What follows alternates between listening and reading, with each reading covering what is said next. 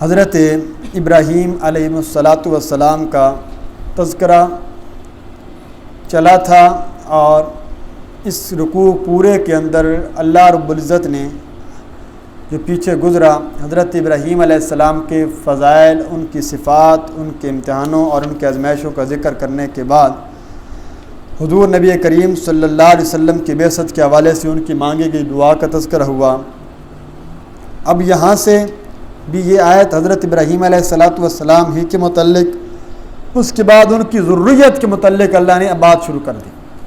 وہ جو بار بار کہتے تھے میری ذریت میں سے نیک لوگ، نیک جماعت، ایک امت مسلمہ پیدا کرنا، دین اسلام کے اوپر قائم رہیں۔ مذہب اسلام، جماعت اسلام، یہ یا تو حضرت ابراہیم کے ماننے والوں کا مذہب تھا یا حضور نبی کریم صلی اللہ علیہ وسلم کے ماننے والی اس امت کا یہ اعزاز ہے کہ اس کو مسلم یعنی مسلمان اور امت مسلمہ کا لقب عطا کیا گیا۔ اور اسی کو قرآن مجید میں ایک دوسرے مقام پر کہا گیا کہ آپ کو اپنے آباء و اجداد یعنی جد امجد حضرت ابراہیم علیہ السلام کے مذہب والا نام دیا گیا، یعنی اسلام کہتے ہیں، مسلم کہتے ہیں وہ بندہ جو سب کچھ اللہ کے سامنے سپرد کر دے۔ اس آیت کے اندر بھی اسی بات کا تذکرہ کیا ہے۔ دیکھیے جی، آیت فرمایا وَمَن يَرْغَبُ عَن مِلَّةِ إِبْرَاهِيمَ إِلَّا مَن سَفِهَ نَفْسَهُ، کون اعراض کر سکتا ہے؟ وَمَن يَرْغَبُ، ایک سوالی انداز ہے اللہ کا، کون اعراض کرے گا، کون اعراض کر سکتا ہے عن ملت ابراہیم، ابراہیم علیہ السلام کی ملت سے، یعنی کوئی نہیں کر سکتا۔ ابراہیم کی ملت سے اعراض کون کرے گا؟ اللہ، ہاں مگر من، وہ بندہ صفحہ نفسہ، جس نے اپنے آپ کو بے وقوف بنایا، یعنی اپنی ذات سے، اپنی جان سے خود بے وقوف بن گیا، وہ بندہ واقعتاً اعراض کرے گا۔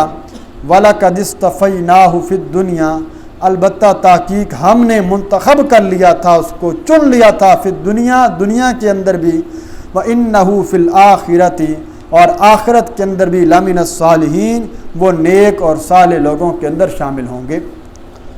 یہاں بھی اللہ رب العزت نے فرمایا کہ یہ جو لوگ کہتے ہیں نا کہ ہم حضرت ابراہیم کے مذہب کو نہیں مانتے، ہم حضرت ابراہیم کو تسلیم نہیں کرتے، فرمایا حضرت ابراہیم کے مذہب چونکہ بالکل عین وہ مذہب ہے جس کا دعویٰ ہر امت اور ہر جماعت اور ہر کس دور کے لوگ کرتے آ رہے ہیں، اس سے کون اعراض کرے گا؟ فرمایا اس سے اعراض وہی بندہ کر سکتا ہے جو بے وقوف بنا اپنے نفس سے، اپنے نفس یعنی شیطانی خواہشات انسان کے دل میں انسان ڈالی۔ در حقیقت تم جو کام کر رہے ہو نا، یہ بڑا نیک کام کر رہے ہو، یہ بڑا اچھا کام ہے، تمہیں کسی کی بات سننے کی ضرورت نہیں ہے، تم ملت ابراہیمی پر چل رہے ہو۔ اللہ کہتے ہیں کبھی اس نے اس بات کی سوچنے کی موقع ہی نہ دیا اپنے آپ کو کہ واقعتاً یہ ملت ابراہیمی ہے، واقعتاً میں حضرت ابراہیم اور ان کی آنے والی نسلوں میں سے جو پیغمبر ہیں ان کا متبع بن کر چل رہا ہوں۔ حالانکہ ایسا نہیں تھا، وہ تو شیطان کے دھوکے میں آ گیا، دین کے اندر بدعات پر چل پڑا، شیطان کے کہنے پر مورتیوں کی پوجا کرنے لگا، قبروں سے مانگنے لگا۔ اللہ فرماتے ہیں وہ بندہ بے وقوف ہے، وہ اعراض کر سکتا ہے اور کوئی نہیں کر سکتا۔ اور باقی رہ گئی تم پیغمبروں کے بارے میں جو بات کہتے ہو، یہ کوئی عام ہستیاں نہیں ہوتی بلکہ اللہ کے پیغمبر اللہ کے چنیدہ لوگ ہوا کرتے ہیں۔ یہ میں پہلے بھی بتا چکا ہوں کہ نبی کا انتخاب اللہ خود کرتا ہے، اس کو میں نے نبوت عطا کرنی ہے، پھر اس کو پیدا ہونے سے لے کر وفات تک اللہ تعالیٰ ہر قسم کے گناہ سے پاک کر کے رکھتا ہے، کیونکہ اس نے امت کی رہنمائی کرنی ہے۔ اس کا دامن اتنا اجلا ہونا چاہیے کہ کوئی ایسا بندہ کھڑے ہو کر اس کے دامن کے اوپر النبی کی زندگی پر، نبی کی ذات پر اعتراض نہ کر سکے، وگرنہ تو دین کا کام ہی ختم ہو جائے گا۔ فرمایا اس لیے ہم نے چنیدہ لوگوں کو پیغمبر بنایا، اور یہی لوگ اس دنیا کے اندر بھی چنے ہوئے ہیں، اور آخرت کے اندر نبیوں کی صف الگ کھڑی ہوگی، نبی ہوں گے، شہید ہوں گے، صدیقین ہوں گے، پھر صلحاء ہوں گے، نیک لوگ ہوں گے۔ اب نبی بننا تو ہر کسی کے پاس کی بات نہیں، شہادت بھی کسی کو ملے گی، لیکن صدیقین اور صلحاء اس کے اندر فرمایا آپ لوگ شامل ہو سکتے ہو۔ تاجر ہے تو اسے کہا التاجر الصدوق مع النبیین والصدیقین والشہداء والصالحین، سچا تاجر نبیوں اور صدیقوں اور شہیدوں کے ساتھ ہوگا، جو جھوٹ نہیں بولتا، جو ملاوٹ نہیں کرتا۔ اسی طرح فرمایا جو انبیاء کی سنت کو تھامے رکھے گا، آخر دم تک نبی کے طریقے پر قائم رہا، وہ بندہ بھی فرمایا کہ کس پر ہوگا؟ نبیوں کے ساتھ ہوگا۔ حضور علیہ السلام کے پاس بندہ آ گیا، یا رسول اللہ جنت چاہتا ہوں، کیا کروں؟ فرمایا نماز پڑھ، روزے رکھ، میری سنت کے مطابق جو میں نے احکام دیے اس کے اوپر عمل کر۔ اس نے کہا نہیں یا رسول اللہ، خالی جنت نہیں چاہتا، جنت میں آپ کا قرب چاہتا ہوں، یعنی آپ جنت میں بھی میں آپ کا دیدار اور آپ کے قریب رتبہ چاہتا ہوں۔ آپ نے فرمایا پھر میری مدد کر بکثرت السجود، کثرت سے سجدہ کرنے کے ساتھ، یعنی کثرت سے نفل نماز پڑھا کر۔ جتنی زیادہ کثرت سے نفل نماز پڑھے گا، اتنا زیادہ تو متبع سنت ہوگا، اتنی جلدی تو اتنا زیادہ تو جنت میں میرا قریب ہوگا۔ جنت میں اللہ کا قرب تلاش کرنا، اللہ کے نبی کا قرب چاہتے ہو، اس لیے حضور علیہ السلام نے فرمایا نا جب بھی دعا مانگو تو کیا مانگو؟ اللہم انی اسألک الجنت الفردوس، اے اللہ میں تو اس جنت الفردوس کا سوال کرتا ہوں کہ جس کی چھت رب کا عرش ہے، یہ سب سے اعلیٰ مقام ہے جنت کا۔ تو جنت میں بڑے مرتبے ہیں، جنت میں بڑے مقام ہیں، اللہ ہم سب کو انہی لوگوں میں شامل فرمائے۔ تو فرمایا کہ یہ آخرت میں بھی انہی لوگوں کے اندر شامل ہوں گے۔ آگے اذ قال، بطور الہام کے، جب کہا لہو ربہ، اس کے رب نے حضرت ابراہیم سے اسلم، جھک جا، اپنی گردن کو جھکا دے۔ قال اسلمت لرب العالمین، فوراً جھٹ بولا ابراہیم میں نے اپنی گردن رب العالمین کے لیے جھکا دی ہے۔ مولا اللہ نے کہا ابراہیم میں تجھے نبی بنانے لگا ہوں، اسلم، فرما بردار بن جا، اسلم، اپنی گردن کو جھکا دے۔ فوراً حضرت ابراہیم نے کہا اسلمت لرب العالمین، میں تو رب العالمین کا فرما بردار بندوں میں سے ہوں، مولا تو جو مرضی کہہ دے۔ ابراہیم ہر آزمائش کے لیے تیار کھڑا ہے، تو مجھ سے جو مرضی قربانی مانگ، میں ہر قربانی دینے کے لیے تیار ہوں۔ یہ اس اسلم کے لفظ کی خالی تشریح شروع کر دوں، مقصد سمجھیے گا، اسلم سے ہی اسلام نکلا ہے۔ اسلام کا مطلب ہے اللہ کا مطیع اور فرما بردار بندہ، کہ جب حق باری تعالیٰ اللہ اور اس کے رسول کا حکم آ جائے، مسلمان کا کام ہے یوں گردن جھکا کے کہہ دے اسلمت لرب العالمین، مولا تیرا حکم آ گیا، میری کیا مجال کہ میں اس کے پر کوئی بات کر سکوں۔ اور یہی مسلمان کی سب سے بڑی صفت ہوا کرتی ہے، یہی صحابہ کی صفت ہوا کرتی تھی۔ اللہ کا حکم آ گیا، بس اب دوسری بات ہی کوئی نہیں، کوئی چوں چڑا اگرچہ مگرچہ کوئی گنجائش، کوئی اس قسم کی ہیلے بازی نہیں۔ اپنا نقصان ہوتا ہے کر دیجئے، اپنے کاروبار کا نقصان ہوتا ہے کر دیجئے، کوئی ذاتی تعلق ختم ہوتا ہے توڑ دیجئے، شریعت کے لیے اللہ کی حکم کو پورا کرتے ہوئے اگر آپ سے کوئی ناراض ہوتا ہے، اگر آپ کا کوئی تعلق کمزور ہوتا ہے، یہ بندہ وہ اس وعید میں داخل نہیں ہے کہ حضور علیہ السلام فرمایا لا يدخل الجنت قاطع، جنت کے اندر قطع تعلقی کرنے والا جنت میں جائے گا بھی نہیں۔ تو فرمایا دوسرے حدیث میں فرمایا کہ اصل میں یہ ہے جو اس بنیاد پر تعلق رکھتا ہے کہ اللہ کی رضا کے لیے اور اللہ کی خوشنودی کے لیے میں رکھ رہا ہوں، اور کسی سے اس لیے نہیں بولتا کہ یہ اللہ کا نافرمان ہے اور میں دین پر چل رہا ہوں، میں ایک بدعت کے اندر شامل نہیں ہوتا، لوگ مجھے برسی پہ بلاتے ہیں، لوگ مجھے کل کی دعوت دیتے ہیں، لوگ مجھے کسی بھی ایسی کام کر دعوت دیتے ہیں جو سنت ثابت نہیں ہے، میں معذرت کرتا ہوں، وہ کہتا ہے تعلق ختم ہو جائے گا، فرمایا ختم کر دے۔ اگر دین کے اندر رکاوٹ بن رہا ہے تو پھر فرمایا کہ اس کے اندر گنجائش نہیں ہوگی، اس میں لچک نہیں ہوگی، اس میں یہ کیل کال نہیں ہوگی، کہہ دے کہ میں نے اپنے رب کے سامنے گردن جھکا دی ہے، میرا رب جانتا ہے کہ میں اپنے نبی کی سنت کے خلاف نہیں جان سکتا، میں کل ان لوگوں میں شامل نہیں ہونا چاہتا کہ جن لوگوں کو دیکھ کر میرے نبی کہیں گے سحقن سحقن لمن غیر بعدی، ان لوگوں کو میری نگاہوں سے دور کر دو جنہوں نے میری دین کے اندر بگاڑ پیدا کر دیا تھا۔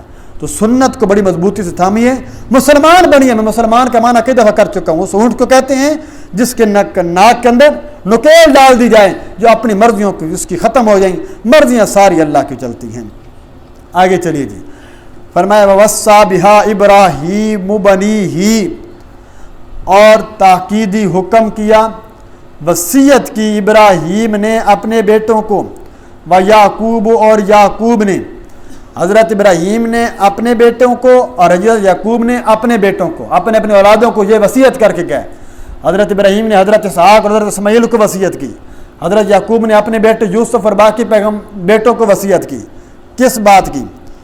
یا بنیہ ان اللہ اصطفیٰ لکم الدین، اے میرے بیٹوں، بے شک ان اللہ اصطفیٰ، بے شک اللہ نے چن لیا ہے، لکم الدین، تمہارے لیے دین کو، فلا تموتن الا وانتم مسلمون، پس مت مرنا تم، نہ موت آئے تمہیں، الا مگر اس حال میں کہ وانتم مسلمون، تم اللہ کے فرما بردار لوگوں میں شامل ہو۔ میرے بیٹوں، پیغمبر زادے ہو یہ نسبت نہیں دیکھنی، نبی کے بیٹے ہو یہ نسبت بھی نہیں دیکھنی، نسبت یہ دیکھنی ہے ہم تمہیں وصیت یہ کر کے دے جا رہے ہیں، اللہ نے ہمیں دین کے لیے منتخب کیا تھا، ہم تمہیں کہہ کر جا رہے ہیں تمہیں موت اس حال میں آنی چاہیے کہ تمہارا عقیدہ وہی ہونا چاہیے جو ہمارا ہے، انبیاء کا ہے، اور اسلام کے اوپر تمہیں موت آنی چاہیے۔ اگر کسی بندے کو ساری زندگی بے شک نیکیاں کرتا رہا، جاتے ہوئے کوئی ایسا کفریہ کام کر گیا، جاتے ہوئے کوئی ایسا کلمہ کہہ کے گیا، ساری زندگی کی عبادت ختم، ساری درجے کے، اس لیے تو فرمایا نا کہ جب بندہ مر رہا ہو اس کو زبردستی کلمے نہ پڑھوایا کرو، جس حال پر ہے کم از کم حالت اسلام پر تو ہے نا، وہ تو افضل ہے کہ آخری کا درجہ کلمہ کہہ دے، تو اگر آسانی سے کہہ دے تو ٹھیک ہے، مگر نہ آپ جو کہتے ہیں کہ آپ کہیں کہ جی کلمہ پڑھ، اب شیطان سارا زور لگا کے بیٹھا ہے، وہ کہتا ہے میں نہیں پڑھتا، میں اس کو مانتا ہی نہیں ہوں، موت ہو جاتی ہے کفر پر مر کے۔ ساری زندگی ایک بندے نے واقعہ ہے کتابوں میں لکھا پڑا ہے کہ بڑی نیکی کی، نماز پڑھی، سب عین مرنے کا وقت آیا، بیٹوں کو کہتا قرآن لے کر آؤں، بچوں نے کہا ابا جان کوئی وصیت کرنا چاہتے ہیں قرآن کے متعلق، قرآن لے کر آئے، اس نے یوں کتاب کو پکڑا، اس نے کہا یہ دیکھتے ہو میں اس کتاب اللہ پر ایمان نہیں رکھتا، میں اس کا انکار کرتا ہوں، اسی وقت مر گیا۔ کیا ہوا؟ ساری زندگی کی نیکیاں ختم۔ اس لیے فرمایا شیطان ساری زندگی جو زور لگاتا ہے وہ ایک جانب ہے، موت کے وقت شیطان کا زور سب سے زیادہ ہوتا ہے، کیوں؟ اس کی تو خواہش یہی ہے کہ سب کے سب کو میں نعوذ باللہ کہاں لے جاؤں؟ جہنم کے اندر لے جاؤں، اور اللہ نے فرمایا تھا میرے بندے کبھی تیرے پیچھے نہیں چلیں گے۔ تو لہٰذا خاتمہ بالایمان کی دعا ہمیشہ مانگا کریں، ہمیشہ، کیونکہ اصل ایمان کا خاتمہ، ایمان پر خاتمہ ہوا تو کامیاب ہے، ایمان پر خاتمہ نہیں ہے تو فرمایا وہ بندہ تو ساری زندگی کی بے وقوفیاں اور ساری زندگی گناہ ساتھ لے کر گیا۔ ایمان پر خاتمہ، انبیاء اپنے بیٹوں کو یہی بات کہہ کے جا رہے ہیں۔ اب آگے آئیے جی، حضرت ابراہیم کے بعد ان کی ذریت میں حضرت اسحاق کے بیٹے، حضرت ابراہیم کے پوتے حضرت یعقوب پر موت کا واقعہ، اوپر مختصر ذکر تھا، یہاں باقاعدہ ذکر ہو رہا ہے۔ فرمایا ام کنتم شہداء، آیا تم تھے شہداء حاضر، کیا تم اس وقت موجود تھے؟ یعنی نہیں موجود تھے۔ اذ حضر یعقوب الموت، جب حاضر ہوئی یعقوب پر الموت، موت، یعقوب پر موت آ چکی، یعنی موت آنے کے آثار شروع ہوئے وفات کے وقت۔ اذ قال لبنیہم، جب کہا حضرت یعقوب نے اپنے بیٹوں سے، ما تعبدون من بعدی، تم کس کی عبادت کرو گے؟ من بعدی، میرے بعد، ذرا مجھے یہ بتلاؤ تاکہ میں دنیا سے جا رہا ہوں تو میں یہ دل میں تسلی لے کر جاؤں کہ میرے بیٹے کس مذہب پر ہوں گے، تم کس کی عبادت کرو گے میرے بعد؟ قالو، سب بیٹے کہنے لگے، نعبد الہک و الہ آبائک، ہم عبادت کریں گے تیرے یعنی آپ کے الہ کی، و الہ آبائک، اور آپ کے آبا کی الہ کی، آپ کے باپ دادا کے الہ کی۔ آپ کے باپ دادا کون تھے؟ ابراہیم و اسماعیل و اسحاق، ابراہیم کے الہ کی، اسماعیل کے الہ کی، اسحاق کے الہ کی۔ ان سب کا الہ کون تھا؟ الہ واحدن، ان سب کا الہ ایک ہی الہ تھا، وہ اللہ کی ذات تھی۔ اے ابا جان آپ غم نہ کیجئے، وَنَحْنُ لَهُ مُسْلِمُونَ، ہم سب کے سب اپنے رب کے فرما بردار بنتے ہیں۔ یہ حضرت یعقوب دنیا سے جا رہے ہیں اور اپنے بیٹوں سے یہ عہد لے کر جا رہے ہیں کہ تاکہ میں یہ اس بات کا اطمینان کر کے جاؤں کہ میرے بیٹے اسی مذہب پر رہیں گے یا کہیں مذہب تو تبدیل نہیں کریں گے۔ وہ جو حضرت یعقوب علیہ السلام اور یوسف علیہ السلام کو جو واقعہ آتا ہے، یوسف علیہ السلام کی جب خبر ملی 40 سال کے بعد ابا جان کو خبر ملتی ہے یوسف بیٹا مل گیا ہے، پہلا سوال کیا کرتے ہیں؟ یوسف کیسا ہے، یوسف نے شادی کر لی ہے، یوسف کس حال میں ہے، یوسف کو کچھ ہو تو نہیں گیا، کچھ بھی نہیں پوچھا. سب سے پہلا سوال یہ بیٹوں سے پوچھا، مجھے یہ بتاؤ میرا یوسف بیٹا کس مذہب کے اوپر موجود ہے. اگر تو اسی مذہب پر موجود ہے جو میرا اور آپ کا ہے پھر تو واقعتاً وہ ٹھیک ہے، اور اگر مذہب ختم کر چکا ہے تو پھر وہ ناکام ہو چکا ہے، وہ برباد ہو چکے گا. تو یہ معنی ہے اپنے نبی کو اپنے بیٹے کی، جس کے بارے میں پتا تھا کہ خواب دیکھے جا رہے ہیں. حضرت یعقوب کو فکر کس بات کی تھی کہ کہیں مذہب تو تبدیل نہیں ہو گیا، کہیں عقیدہ تو نہیں گما بیٹھا. آج بالکل اس کے برعکس ہمارے ہاں پایا جا رہا ہے. عقیدہ چھوڑو جی، بس جو جس مذہب پر ہے، جو جس کا عقیدہ رہنے دو. عقیدہ درست کرنا شرط ہے ایمان کے عمل کی قبولیت کے لیے. عقیدہ نہیں سکھایا اولاد کو. خود علماء مفسرین لکھا، حضرت مفتی صاحب نے تفسیر میں بھی لکھا، فرمایا اگر خود باپ نیک تھا، 5 وقت کا نمازی ہے، لیکن اپنے بیٹوں کی تربیت نہیں کی، بیٹوں کے عقیدے بنانے کی فکر نہیں کی، کل قیامت کے دن اللہ تعالیٰ سوال کریں گے، میں نے تجھے نگران بنایا تھا، گھر کا سربراہ بنایا تھا، تو نے کیا ذمہ داری ادا کی تھی. اپنے بس کی بات تک جہاں تک ہو سکے، اپنے بس کی بات تک یعنی بلوغت تک تو ویسے ہی باپ کی ذمہ داری ہے. اور فرمایا کہ پھر اس کے بعد بھی وقتاً فوقتاً اصلاح عقیدہ ان کا کرتا رہے، ان کے ایمان کی فکر کرتا رہے، کہیں ایمان تو نہیں گنوا بیٹھا، کہیں عقیدہ تو نہیں گنوا بیٹھا. اس لیے آج الحاد بہت زیادہ تیزی سے پھیل رہا ہے. ایسے ایسے شبہات دین کے اوپر لا کر اللہ کی ذات کے بارے میں ایسی شبہات ذہنوں میں ڈالے جاتے ہیں. کچھ عرصے پہلے کی تحقیق، اب تو مزید ہو گئے ہوں گے، کہ پاکستان کے اندر ہر سال 1 لاکھ ملحد انسان بنتے ہیں. ملحد کہتے ہیں وہ بندہ جو کسی دین کا، اسلام کا بھی انکار کر دیتا ہے، یہاں تک کہ پہنچتا پہنچتا اللہ کی ذات کا انکار کر بیٹھتا ہے. یہیں سے پیدا ہوتے ہیں، اشکال پیدا کیے گئے. اس لیے تو آقا دو جہاں نے فرمایا، صحابہ کو دیکھا تقدیر پر بحث کر رہے تھے، آپ کا چہرہ سرخ ہو گیا، چہرہ مبارک. فرمایا تم تقدیر پر بحث کر رہے ہو، تقدیر کے مسئلے میں الجھ رہے ہو؟ تم سے پہلی قوم اس لیے ہلاک ہوگی کہ وہ تقدیر کے مسئلے کے اندر بحث کیا کرتی تھی. تقدیر صرف اتنی ہے، جو ہو رہا ہے یہ اللہ کی جانب سے ہو رہا ہے، جو ہوگا وہ بھی اللہ کی جانب سے ہوگا. ہمارا اتنا مذہب ہے، عقیدہ ہے، زندگی موت نفع نقصان سب کچھ اللہ کی جانب سے ہے، اس میں کوئی کمی کوتاہی نہیں ہو سکتی، یہ اللہ رب العزت نے لکھ دیا ہے. اب اس میں زیادہ غور و خوض کرنے کی ضرورت نہیں ہے. اللہ سے پہلے کیا ہوگا، اللہ کو کس نے بنایا ہوگا، یوں باتوں میں گویا کہ فرمایا تم ذہنوں کے اندر کھو جائے گا اور وہیں پر کہیں کسی جگہ پر جا کر انکار کر دو گے. جیسے بڑے بڑے لوگ آئے، انہوں نے جنت کا انکار، وہ کہتے جنت کوئی چیز نہیں ہے، یہ ایک مانوی چیز ہے، بس نام ہے، جنت کا کوئی وجود نہیں ہے. جو اس تفسیر کرے، اب ہے مسلمان، کلمہ پڑھتا ہے، نماز پڑھتا ہے، صرف یہ معنی کرنے کی وجہ سے بندہ کافر ہو جائے گا. اس طریقے سے کفر اسلام کے اندر فرق نہیں پائے لوگ کر پا رہے اور دائرہ اسلام سے نکلے چلے جا رہے ہیں. اس لیے فرمایا اپنے ایمان کی حفاظت کیجئے. حضرت ابراہیم علیہ السلام نے، حضرت یعقوب علیہ السلام نے اپنے بیٹوں کی یہی فکر کی کہ آیا تم واقعتاً ایک الہ کی پوجا کرو گے یا کسی اور کی؟ انہوں نے کہا ہم ایک الہ کی پوجا کریں گے. فرمایا تلک امۃ قد خلت لہا ما کسبت، یہ جماعت تھی قد خلت جو گزر چکی، لہا ان کے لیے وہ ہے، ما کسبت جو انہوں نے کمایا، وَلَكُمْ مَا كَسَبْتُمْ تمہارے لیے وہ جو تم نے کمایا. سارا مسئلہ اللہ نے حل کر دیا. اللہ جی یہ حضرت یعقوب کے بیٹے ہیں، اتنی بڑی ہستی کے بیٹے ہیں، تیرا پیغمبر ہے جس کو کل قیامت کے دن شفاعت کا حق ملنا ہے، کیا یعقوب پیغمبر نے تجھے عبادت کی ہے وہ اس کے بیٹے یوسف کے لیے اور اس کی بیٹوں کے لیے کافی نہیں ہوگی؟ حضرت ابراہیم نے ساری زندگی امتحانوں میں گزار دی، حضرت اسماعیل حضرت اسحاق کو ضرورت نہیں ہے عبادت کی. اللہ نے کہا وہ جماعت تھی جو پہلے گزر چکی، ان کے لیے وہ ہے جو انہوں نے کمایا، انہوں نے اپنے حصے کا عمل کیے، تم نے اپنے حصے کے عمل کرنے ہیں. آج ہمیں کیا پڑھایا جاتا ہے؟ نہیں جی نہیں، تم جو مرضی کرتے رہو، تم نے جن ہستیوں کا لڑ تھاما ہوا ہے نا، یہ تمہیں بادشاہ کل زبردستی چھڑا کر جنت میں لے کر جائیں گے. نبی اپنی اولاد کو نہیں چھڑا سکتا تو ساری کائنات کے انسان میں مل جائیں. نبی تو کیا صحابی کے بھی درجے کو نہیں پہنچ سکتے، نبی تو بڑی اونچا مقام ہے. یہ عقیدہ غلط ہے. نسبت ضرور ہے. آپ نے حضرت فاطمہ سے فرمایا تھا، فاطمہ بیٹی، حضرت عائشہ نے، غالباً حضرت عائشہ سے روایت آتی ہے، فرمایا کہ یا رسول اللہ آپ کل قیامت کے دن ہمیں نہیں سنبھالیں گے؟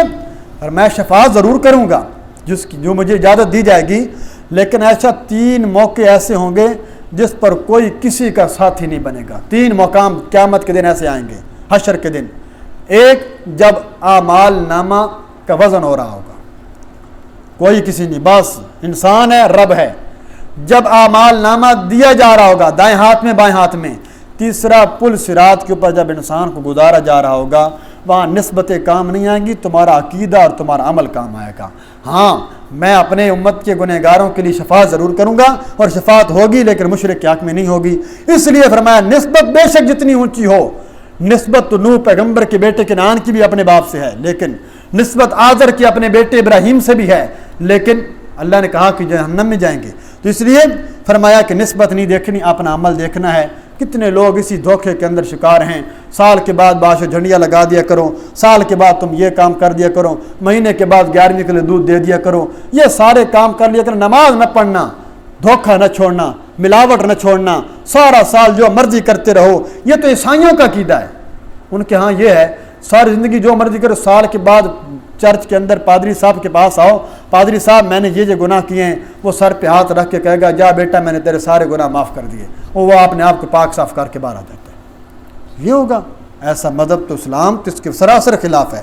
فرمایا تمہارے عمل کام آئیں گے، ان کے عمل کام آئیں گے۔ ولا تزر وازرۃ وزر اخری، کوئی انسان کسی دوسرے کا بوجھ نہیں اٹھائے گا، اپنے عمل ایسے کرو۔ ولا تسألون عما كانوا يعملون، اور تم سے ان کے عملوں کے بارے میں سوال نہیں کیا جائے گا کہ انہوں نے کیا کیا۔ یعنی اگر باپ نے اپنی طرف سے تربیت اچھی کی، اب اس کے بعد بیٹے یا اس کی اطاعت سے نکل کر نافرمانی کرتے ہیں، تو اب باپ کے اوپر کوئی سوال نہیں ہوگا۔